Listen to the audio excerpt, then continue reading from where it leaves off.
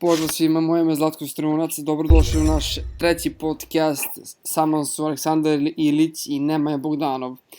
Danas vam popričamo o nameštenim mečevima. Dobili smo jedan komentar, da li mi mislimo da su borbe između recimo Jose Alda i Conor McGregora namešteni ili na primjer između Alistaira Overeema i Junior Dos Santosa. Šta vi kažete? Ja lično mislim da to da uopšte nije namešteno, ali šta vi kažete? Aleksandar, izvoliš? Pa evo, ja prvi da komentarišem kao i obično, pa iskreno mislim, ne znam, vidio sam da je neka devojka, žena, ostavila komentar da se ne uvredi, meni je to stvarno smešno za komentarisati, jer svako ko se iole malo razume u sport samo, mislim, a ne mora u MMA vidi da njihov meč, konkretno između Alda i McGregora, ne može biti namešten, mislim, ono je takav bio tajming, tako se poklopilo u naletu, onaj udarac i tako da, mislim, sam kao čin taj je smešno komentarisati, a i samim tim imate i video na YouTube-u gde Aldo u slačionici plače 2 sata, leži, kuka, teše ga svi ljudi, mislim, poenta je što ljudi ne kapiraju da nije sve u parama, znači u sportu, ne možete kupiti parama neke stvari, mislim,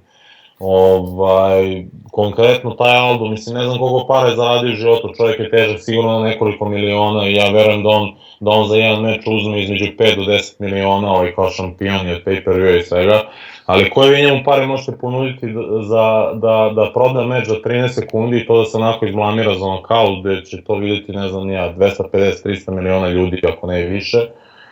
Pritom, onako da izgubiš, znači da se svi sprdaju sa tvojim karijerom, jer su ljudi počeli da ga pljuju i ostalo, što ne podržavam. Tako da mislim da to je jako smešno, mislim, jednostavno neke stvari se ne mogu kupiti, ne postoje te pare zbog koji bih ni ja recimo pao, mislim, jer sutra ne mogu se pogledam u gledalo, mislim, ne radi se sve, nije sve od parava. Tako da mislim da je to smešno za komentarisati. Isto mislim i za Juniora Dos Santosa i Overeema, mislim da je to daleko od toga da ne postoji nameštanje u velikim sportovima, ne samo MMA, ali jednostavno kad su ulog takve neke stvari, takve neke meče, mislim da tu nema govora nameštanje.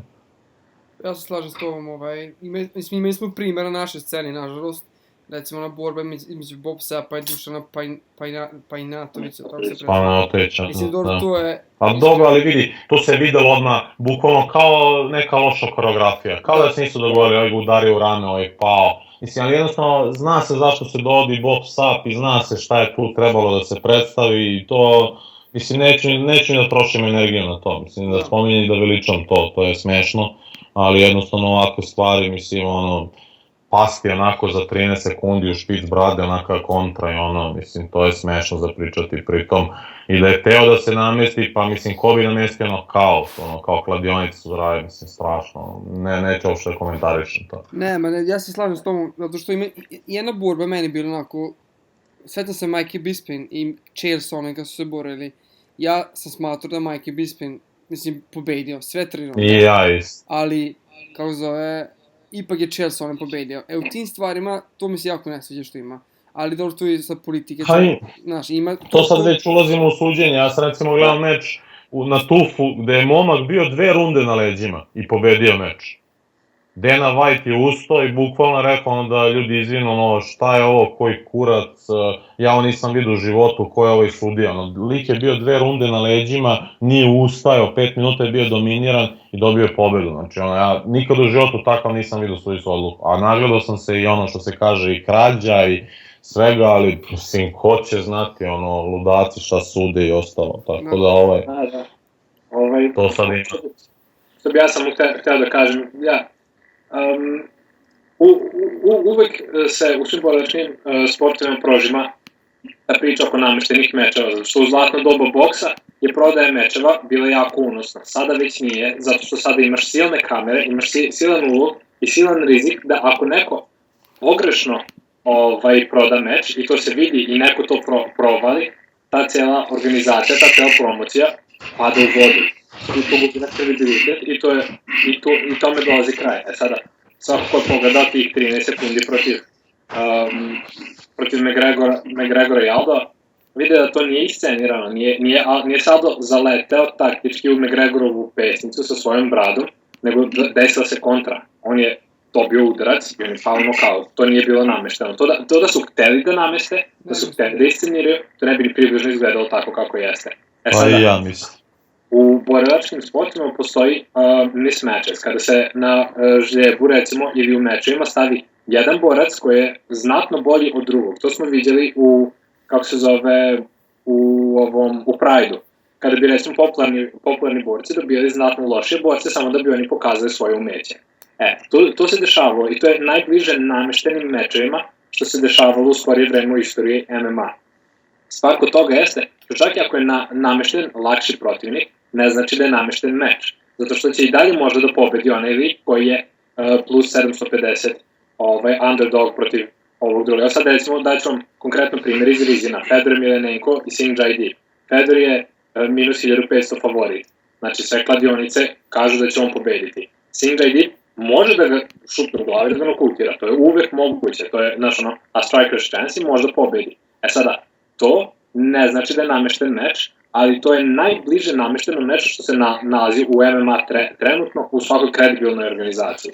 I ono što je rekao Aleksandar što želim da kažem, kada se meč namesti, to dosta često izgleda samo kao jako loša koreografija. To je bolno očito i to nikom nije interesantno i to niko neće da vidi. Znaš šta recimo je meni, izvini što prekijam, meč koji sam ja mislio da je namešten ove godine, Bellator, Kimbo Slice, Shamrock. Znači, meni je taj recimo meč toliko smrdeo da je namešten, jer mi je bilo neverovatno da iz onako puno igra neke show kao i se okreću, tako se sećate uopšte meča i onaj single leg i sve ono. Recimo, taj meč mi je bio smešan i sama činjenica da je taj event bio najgledaniji to veče kao show u cijeloj Americi, ne znam koliko para su zaradili. Recimo, taj meč je onako baš izgledao providno nekako kad sam ga pogledao 2 puta recimo, ali za ovo ostalo u UFC-u stvarno nije bilo takve situacije. To je zapravo dobar primjer koji si uzeo. Ako bi pretpostavili da, pošto i oko tog meča ima jako velike debate da je namešten ili ne, i sam Shamrock je rekao nije, Kimbo Slice je rekao nije i tako dalje,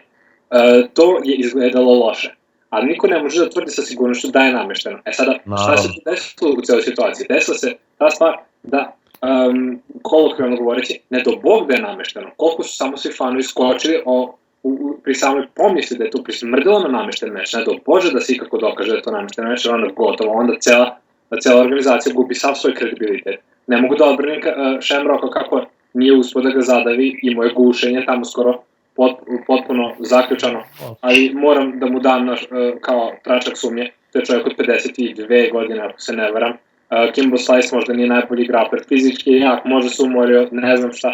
Mogu da nađem razgled, opravim sebi da je, pustio je. Ali to je, i ja se slažem sa tobom, to je jako izgledalo kao, ne, to nije treba da pusti, zašto je pustio? A opet tako nešto se desilo u UFC-u? Ne, definitivno, a posebno ne za titulu. Sada još posljedna stvar koju hoću da dodam taj komentar elitnoj mafiji. Sad ja ne znam šta je tačno elitna mafija i kladioničarska mafija i tome slično, ali 2 stvari samo želim da naglasim. Kladionice će uvek zaraditi. Kogod pobedio, kogod izgubio, kladionice uvek zarađuje. To je ceo sistem kladionica, oni tako opstaju. To je ceo vid posla kladionice, da kogod pobedi, kogod izgubio, oni zarade. Sada, još jedna stvar. Sećam se pre nekoliko godina, to je još... ne mogu tačno da se... Ja mislim da se Kličko borio tada sa Povjetkinom. Ne, sa Jenningsom, to nije bilo baš i toliko davno, čak kad radim. I nebitno.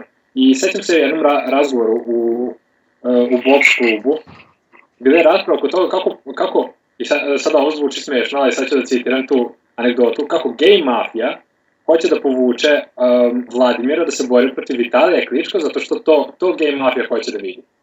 I to je bila jedna rasprava, pola sata ja sam sedao tamo i slušao, to krstio se levom i desnom nogom, i nisam mogu da verujem da ljudi pričaju o tome, ali činjenica jeste da uvek ima večno zli ti tamo neke mafije, neke zlotvori koji pokušavaju da unište, da podrivaju, koji farbaju masi oči i tome slično. U većini slučajeva to nije istina. Niko nije hteo da vidi meč između Vladimira i Vitalija, niko ne tvrdi da je meč između McGregora i Aldoa namešten. Ima sumnje, jesu ljudi zaradili, ljudi će uvek zaraditi, to je jednostavno tako. Nekima je jako krivo što je Aldo izgubio, ja to u potpunosti razumem, ali bože moj, to je takav sport. The higher the highs, the lower the lows. rezime je taj. Ne verujem da je meč namešten. Jako bi volio kad bi neko mogao pokazati malo dokaza u vezi toga, ali ne, nije namešten. Ne verujem. Kad smo već kod Bellatora i Shamrocka, on sad treba sa Gracie-em, obojice su preko 50 godina. Ajde samo ukratko, šta vi mislite o tome? Da li je to dobro za nas sport da gledamo dvoje koji su preko 50 godina, legende jesu, a da se bore u Bellatoru? Da li je to dobro za naš sport? Da li je dobro za nas? Znaš kako ja gledam na to, mislim, to je kao kad bi recimo, daću glup možda primjer, ali kao što se sad snima, ne znam, Rocky 7. deo, Terminator 7. deo, vi znate da je to klasično uzimanje para, ali da će svako ko je fan Rockija ili nebitno kogod glumca film, morati da pogleda taj film. I on će znati da taj film ne može biti bolje od prva 2-3 dela. Tako i ovo, znači jednostavno dolaze, oni nemaju šta ponuditi nešto ozbiljnije, ne može to biti ne znam ni ja šta, ali jednostavno ljudi će to gledati i bit će prodavan pay-per-view i na kraj krajeva, kao što sam rekao, i UFC i svaka organizacija, znači matematika i brojke određuju ko će raditi meč, kako se uparuje, ima tu mnogo pametnijih ljudi od nas koji to jednostavno završavaju te mečape i konkretno kalkulišu šta njima odgovara i šta bi ljudi hteli gledati. Tako da mislim, šta znam, generalno kao za sport, bit će gledano, ali mislim da jednostavno kad bi neko od njih dvoje radio sa nekim prosečnim borcem, mlađim, ne bi mu šta da traži. Mislim da se ne laže. Tako da je. Što se mene tiče,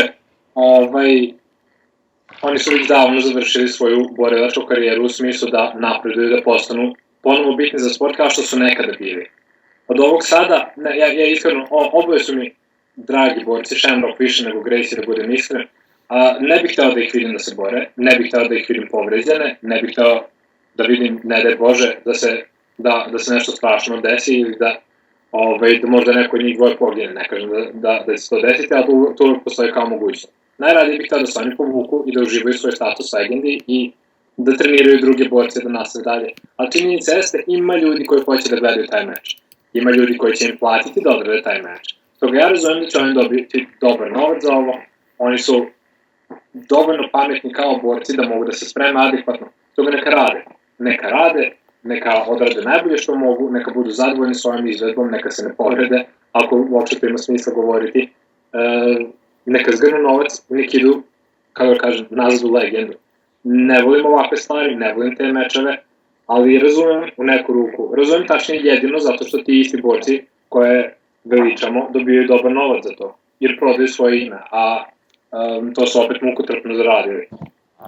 Iza toga stvarno nemam ništa pametno da kažem na tu temu, jer nema tu ništa pametno da se kaže. Možda će da privuče nekog novog gledalaca sportu, ali to stvarno nije po meni najbolja reklama za MMA. Tu sam se pitao. Dobili smo jedan komentar, šta mi mislimo, koji su budući mladi borci koje mogu da osvoje titulu? Moje mišljenje je ovako, ne znam što ima taj osjećaj da Max Holloway, inače borio se sa Conor McGregorom, jedini u UFC-u, mislim da je izgubio na poene od Conor McGregora. Ja sam gledao njega uživo protiv Akire Krosanija prošle godine. I ja mislim da on može da postane šampion UFC-ove Pero kategorije. Zato što je iza sebe ima 8 pobjeda, jako je aktivan borac i kao što sam rekao, jedini borac koji je sa Conor McGregorom izdržao sve 3 runde. Šta vi mislite? Pa ja se slažem s tom, jer ja u toj diviziji, sem trenutno Frankie Edgara koji može ugroziti McGregora na neki način, mada ne vidim u skorije vreme, znači u periodu bar još od godinu dana, možda i do 2, ako Conor ostane u toj diviziji, iskreno sumnjam da neko njega može skinuti, ali neki naslednik, posle Alda i McGregora mislim da Holloway je pravo rešenje u ovom trenutku. Šta ti misliš na mene?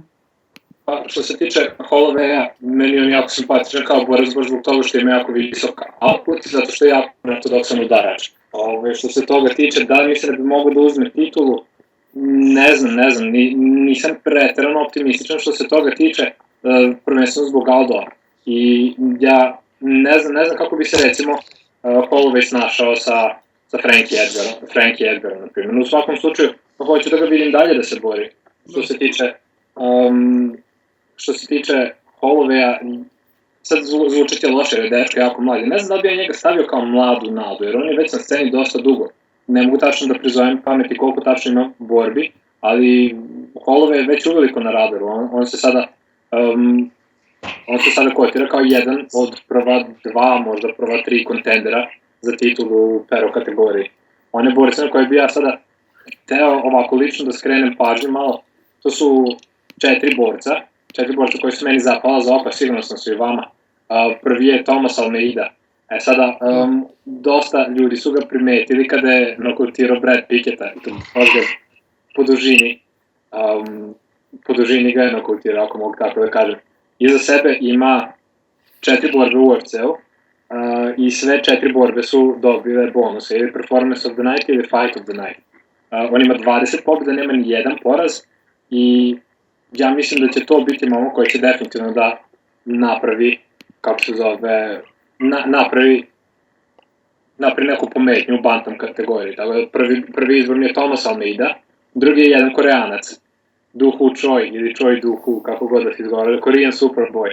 Sada, on ima svega 2 borbe u UFC-u, ima 13 pobjeda i 1 poraz, bori se u pero, odnosno lakoj kategoriji, tačnije, ima tendenciju da ide gore, ima tendenciju da ima dole u skladu sa prethodnim mečima što je imao. Ja mislim da on ima potencijal da napravi jako dobre rezultate u UFC-u. Isto odradio je 2 meča, jedan od kojih je dobio Performance of the Night, pobedio Sam Sicilio tehničkim nokautom, to je sad kad su se Henderson i Masvidal borili. Mislim da će on odraditi, mislim da to je zapravo, da li mislim ili se nadam da će on biti naredna azijska zvezda, ne znam, ali ja polažem velike nade u njega.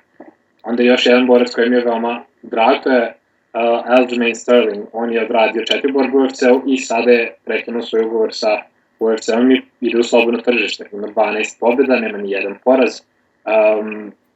I sad ne znam gde će ga sada sudbina odvesti, ali ja mislim da je on jedan od najboljih boraca trenutno što se tiče slobodnih agenata, tako rečeno. I poslednji, to je jedan velteraš, dolazi iz Velike Britanije, zove se Tom Breeze. On je odradio 2 borbe u UFC-u, on trenira kod Firaza Habija u TriStar gymu.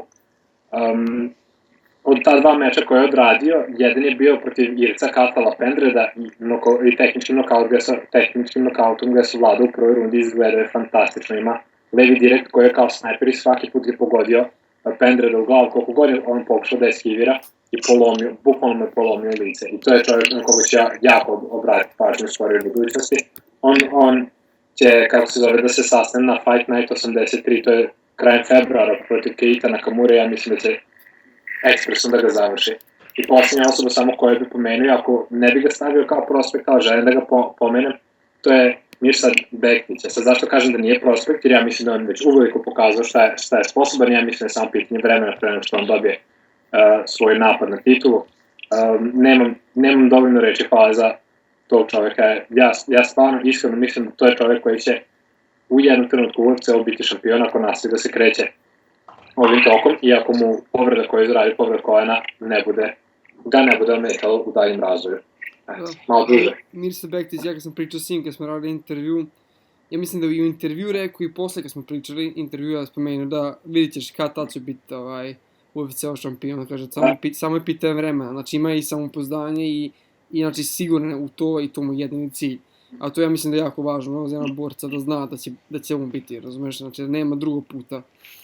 Ja mislim to je ono što čini šampiona. Da.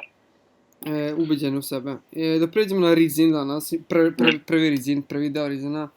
Imali smo svima nama dobro poznatog Gorana Reljca koji se tamo borio, nažalost izgubio nokautom protiv ruskog borca Vadim kako zove? Vadim Netkov. Šta vi kažete za prvi event u Rizina, mislim prvu priredbu Rizina? Ja sam ono dobio ovak nostalgiji osjećaj Pride-a i da vratimo 10 godina nazad, znači ono, sviđa mi se, meni se lično jako sviđa ovo, a žao mi što Reljac izgubio, nažalost.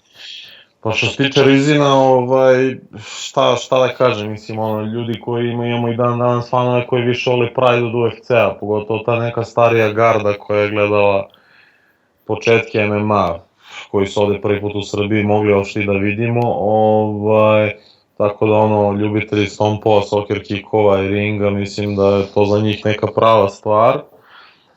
Mislim da će oni obrani okreni Japan kao Japan je veliko tržište i mislim da će oni praviti ozbiljnu konkurenciju svim organizacijama, iako ne mogu se uporediti s UFC-om, niti će prići u UFC-u. Što se tiče Reljića, pa ja njega lično poznajem i stvarno sam super sa njim i dobrim sam odnosima i par puta mi je pomagao nešto i oko ishrane i skidanja i neke fore sam kupio od njega, što se kaže. Krivo mi je jer sam navijao za njega, još je doživao 2 teška poraza, KSV šampionski pojas izgubio, od Tomas Narkuna isto u prvoj rundi, možda nešto 2 minuta traja meč na sličan način, znači prvo ga je načao gore, bacio ga u knockdown i ground and pound tvrd, tako da je ovo bio isti slučaj kao i sad sa nekovim. Ali šta reći, mislim, ljudi možda koji se slabije razumeju kad vide da Rusi imaju par mečeva, 2 pobjede, 1 pobjeda, 3-4, u ovom slučaju 5-0 skor, mislim da to nije dovoljno iskusan borac, ljudi ne znaju da Rusi, bukvalno ono što se kaže su izbjegavanje, mislim, Rusi i Čečeni, to je bukvalno od malih nogu trenirano i imaju po 100 combat sambo mečeva u nogama, što rvenja, što judoa, što ne znam kickbox mečeva, pa onda ulaze u MMA priče, sve više i više i pogotovo momak koji je iz Fedorovog tima, mislim da to uopšte nije bilo ni za podcenjivanje, niti kažem da je Reljić to podcenio, samo hoću objasniti da je to toliko težak meč da tu Reljić uopšte i nije bio favorit, to je jednostavno po meni bio meč 50-50%, tako da Rusi su stvarno ozbiljan problem prave svima i jednostavno nema lakog meča, znači početnik Rus pravit će problem, bukvalno. Što ti kažeš nama? Pa ja mogu da kažem da kada je bilo otvaranje Rizina, kada su krenuli sa sve onim bubnjevima i ceo taj izgled belog plata na ringu, isto sam dobio taj napad nostalgije za Pride-om. Sada, odmah su krenuli Košaka i James Thompson, odmah sam se prisjetio i te druge strane Pride-a, a to su te freak show mečevi, što će se kasnije prikazati, Akebono i Bob Sapp. Sada, kao neko ko prati MMA već dugi niz godina, taj meč me stvarno ne interesuje, ne će pokazati išto interesantno i izuzete neke srednjoškolske, šatrosadističke želje da vidim 2 strgane kako se odvadili od batina, a ne od pojma. Sada, zvuči okrutno, ne želim da ni podaštavam ni Akebona, ni Bob Sappa, nego samo hoću da kažem da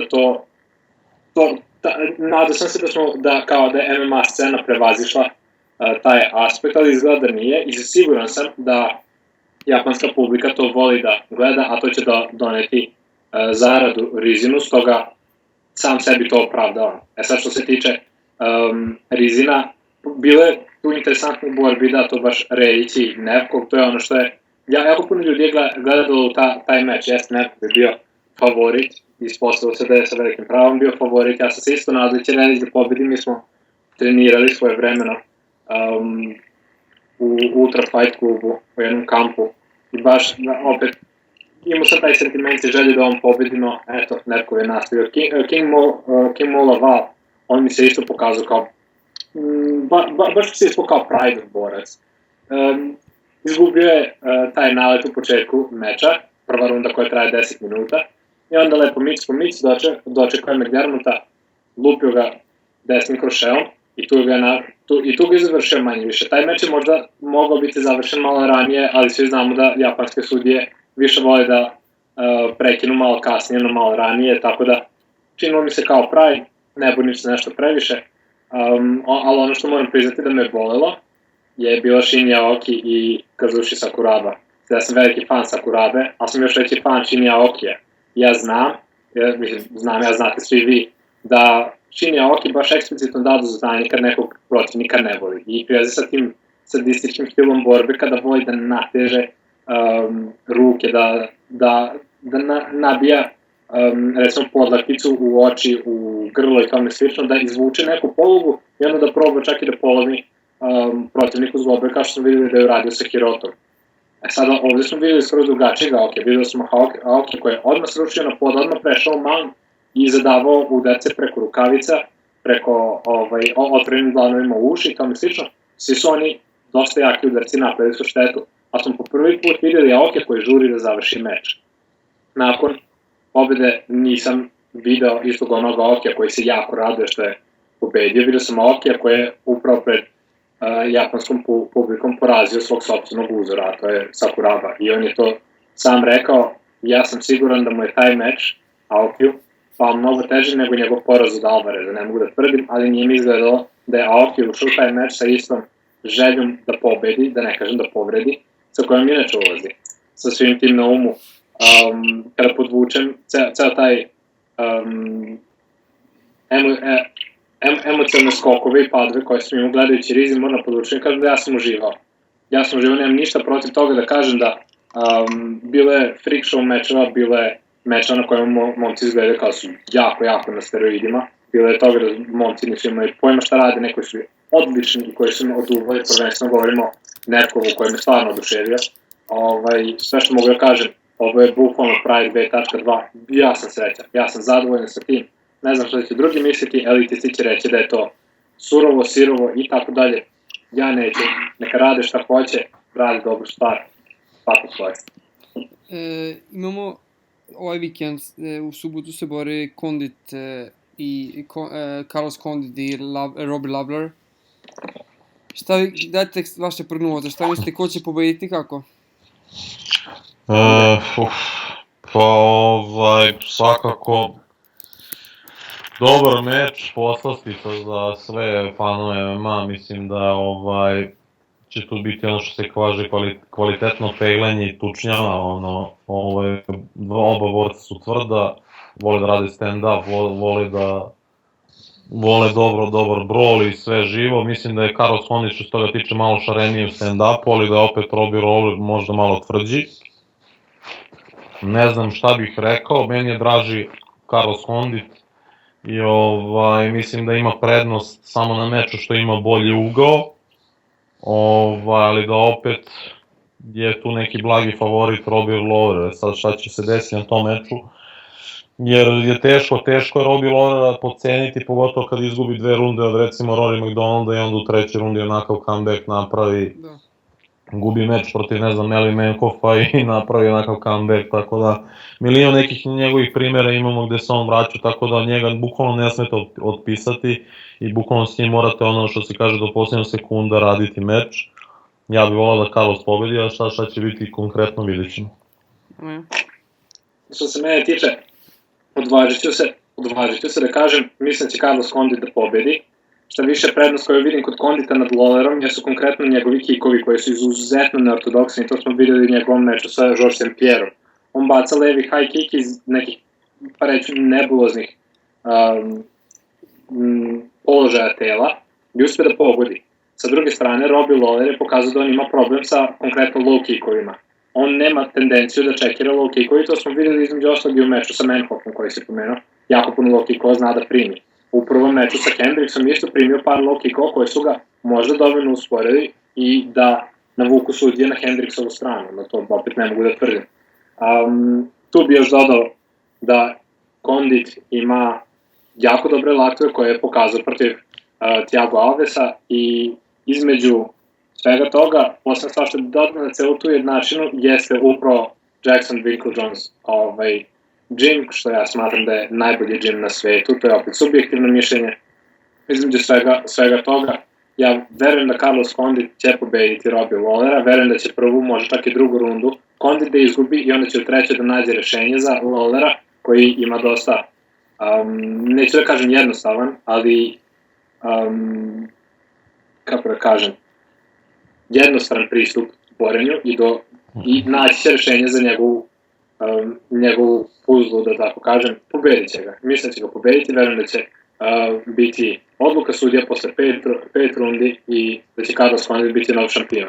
Što se tiče Stipe Miocića i Andreja Arlovskog, tu bi prednost dao Stipe Miociću, prvo i glavno zbog njegove izdržljivosti. Ja mislim da će meč biti manje interesantan od glavne borbe večeri, verujem da će biti ili kasni završetak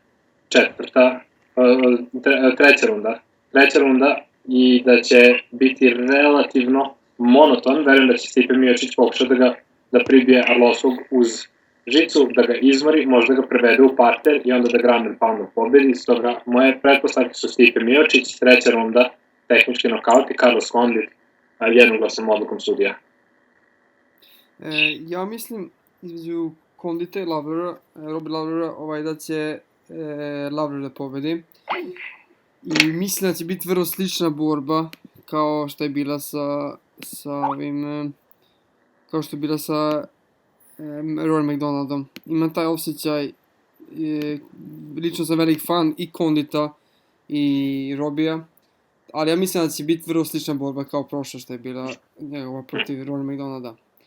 I kontra će Robbie Lawler pobedi malo kasnije, tako četvrta, možda peta runda. Što se tiče Stipe Miocića i Arlovskog, ja verujem u Stipe Miocića, mada Arlovski se pokazao u poslednje vreme da je u izuzetnoj formi i jako dobar. Tako da može biti jako zanimljiva borba, ali ja mislim, kao što si ti rekao, Nemanja, da će ga završiti tamo negdje u trećoj rundi.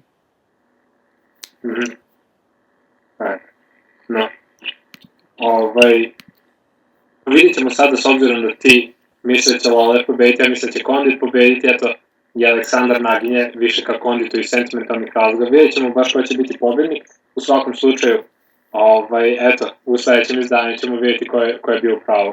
Što se tiče meča Andrej Arlovski i Stipe Miocić, ja isto mislim da Miocić će pobediti i mislim da malo pre kad smo pričali o novim mladim nekim, nije on mlad, ali jednostavno ja njega smatram za narednog šampiona teške divizije, mislim da će on taj meč pobediti, daleko od toga pocenjam Arlovskog jer je samim tim pokazao čim se vratio kod Greg Jacksona i da je krenuo da niže opet pobedi i ne bi me iznenadilo da on iznenadi pobedi Miocića, ali mislim da je Stipe dokazao i protiv Juniora dos Santosa koliko je ozbiljan borac i koliko će ljudi morati obratiti pažnju na njega jer je toliko tvrd, toliko je dobar u svakom segmentu, u naletu je dobru glavu, znači stand-up, prvanje, parter, svim segmentima, u žicu, klinč, sve, jednostavno ima i mislim da ima mnogo više oružja pobediti Arlovskog nego sam Arlovski, tako mi da će Miocić pobediti ta meč.